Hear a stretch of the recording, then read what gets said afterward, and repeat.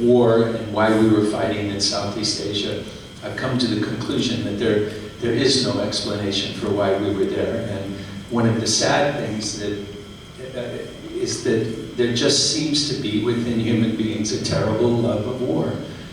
There's a thing that they put up in Times Square every Christmas. John Lennon and Yoko Ono, I think they own that piece of real estate every year from probably November to December. And it says, "War is over if you want it." The important part of that statement is the second part of the sentence, if you want it. We don't seem to want it. You know, as a child of the 60s, in 1969, seeing the Earth from the planet, from the moon, looking, you know, what they call Earthrise, that famous photograph where you see in the foreground the surface of the moon and the Earth in the background, that certainly changed my life, because in all that vastness and all the emptiness of space and all that blackness, and we've sent probes all over the space, you know, the telescope, the Hubble telescope, the Voyager that we sent out into space, that we've searched for signs of life throughout the universe, and so far we haven't found any. So that should magnify and emphasize the need for cooperation amongst each of us. The sense of environmentalism should be magnified within each of us, because we exist on a lonely planet in a vast emptiness of space, and the preciousness of our home.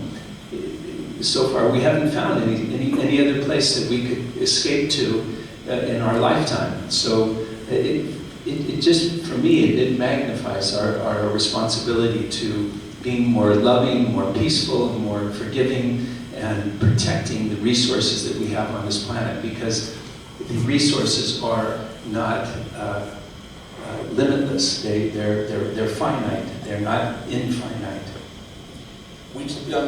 Donna, I can't remember. Do we have microphones over there? Okay, so if you guys have any questions for Matthew, we'd love to have you on microphone and asking them. I wanted to ask you really quick about the directors you've worked with are a who's who of just astonishing talent. John Sayles, Robert Altman, obviously Stanley Kubrick. Is there a through line that you can see? Because they're very wildly different styles. Some are incredibly personable, some are incredibly detached. Is there one through line that you found through your career with working with these directors that you can say each of these directors had this in their toolbox? One thing that all of them agree on is that 90% of making a movie is casting the right performers. And I say that I don't limit that to the actors, but also the crew members, that you have to cast the right crew members. You have to cast the right costume designer, production designer, the right camera operator, the director of photography. That each of those things are threads in a fabric, like a pair of ladies' stockings. That it only takes one weak link to cause, you know, like a snag in the stocking that ruins the whole thing. And after doing this for now 4 decades, when you go, all of the directors are given the same equipment. They have a camera, lenses, and all these elements to make a movie. So why does one movie work and another one not? And you know, if I look at Christopher Nolan or the Duffer Brothers or Stanley Kubrick or Robert Altman or Alan Parker or John Schlesinger, each of them had the same equipment, yet some of them are able to do things that are magical and poetic and transcend time. You know, that they're movies that you can look at today, tomorrow, and 10 years from now. And then there's other movies that are discarded. And it's kind of like a library when you go in and you know, there's thousands and thousands of books, but there's only a few of them that we know something about. And it was just the way that those authors were able to string together their stories and their experiences and their vision of life and their vision of the future. that transcend time. I don't know what that magical thing is, but I'm so blessed to have been in the presence of so many of those filmmakers and had the pleasure of working with them. Was there one director who, when you started directing your own pieces, from short films to full features, was there a lesson that you learned from any of those experiences that you took to your own production? Yeah, keep production small. That the more people that you want to be like a SWAT unit. You don't want to be like a battalion of soldiers. That even on Christopher Nolan's movie, The Dark Knight Rises, there were hundreds of people that were working on it. But as you got closer and closer to the set, the environment got smaller and smaller to the point where there was just, it was very calm and quiet, and Christopher Nolan could speak to you in a whisper and talk to you about what it is that we're going to do. And, so it's keeping things simple and to the point. I mean, on Stanley Kubrick's Full Metal Jacket, there were days when we were working on the film when there weren't more than 4 or 5 crew members that were working on the film. Robert Altman, it was small, manageable groups of people, because that way you can keep the focus. If you imagine, anybody ever play with a magnifying glass? You know, when you focus it with the sun and you can make a little beam of light to start a fire. So that's what you want to do when you're working on a film, is keep things to that focus so that you can focus on what we all came here to do, whether you're the costume designer, all those different departments working on the film, you're the actor, is bringing everything together to that point where you can make something white hot and start a fire. And if you have thousands of people working on the film, it makes it more difficult to focus. The less people there, the sharper the focus. I've got a first question here. Hello, sir. My name is Josh Mendez. How are you today? Josh? Yeah. Nice to see you, Josh. All right. My curious question for you, sir. I'm a huge fan of Stranger Things, and you did really great on season 1. And I'd like to know, what was it like to yell at the kids to stay away from 11 and to be killed by the Demogorgon? Stranger Things. Just kidding.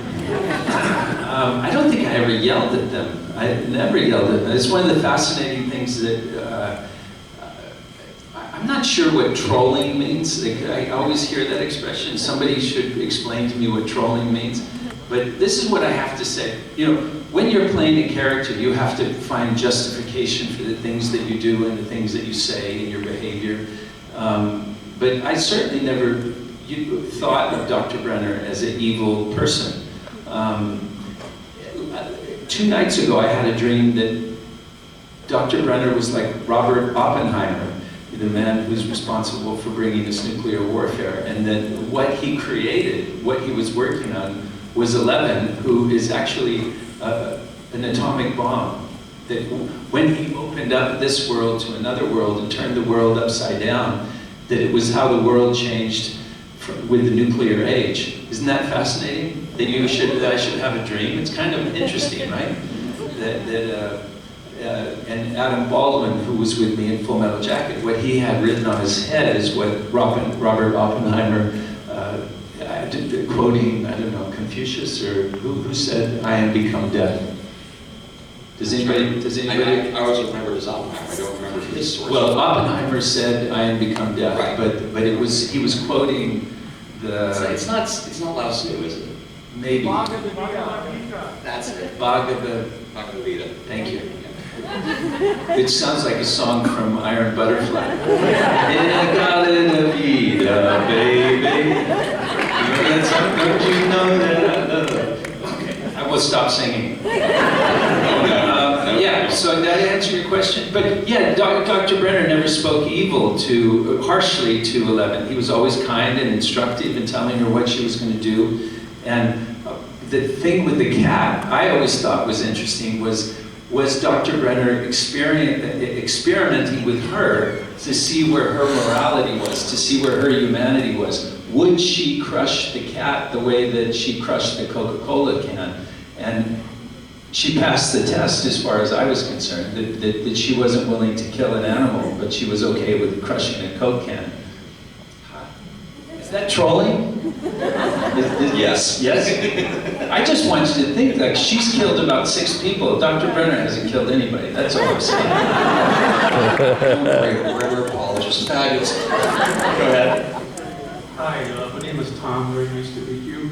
Audrey? Tom. Tom. T1. Tom, T-O-T. T1. Hi, Tom. Hi, nice to meet you. My question is, you appeared in my favorite Robert Altman film, Shortcuts. And Thank you. that film was an ensemble piece, as most of Altman's films are. So, can you talk about what it's like to work in an ensemble like that, as opposed to a film where, you know, you're not the center of attention? Is it more relaxed atmosphere for you as an actor? Well, personally, every film, in my opinion, is an ensemble film. I decided really early on that the sound man, you know, the boom man who's standing on the set beside me, they have a microphone on a stick, and they're holding it over so they can, you guys all know what a boom man is. The guy pushing the camera, the dolly grip, he's a scene partner. The focus puller is a scene partner, because if we don't work in concert with one another, if I move in too fast and the focus puller's not able to focus, and if I stand up too fast and the dolly grip's not able to lift the camera appropriately, then everything goes to, are there kids in the audience? Everything goes to shit. So everybody is a scene partner, in my opinion, and I'm a little bit of communist in the Karl Marx sense of the word, so that if I'm working with you and you're, the scene is about me having coffee with him, and you're bringing the coffee, you're my scene partner now. You're bringing it in because you're bringing it in, and you know how you give it to me and everything. You're my scene partner. You're not an extra. You're not a background artist. So imagine movies if background performers weren't there. Imagine movies if we didn't have stunt performers, if we didn't have singers and dancers. All of those people, we work together in an ensemble. We're all scene partners. So, but the responsibility of carrying a movie, I think, is different than being in an ensemble.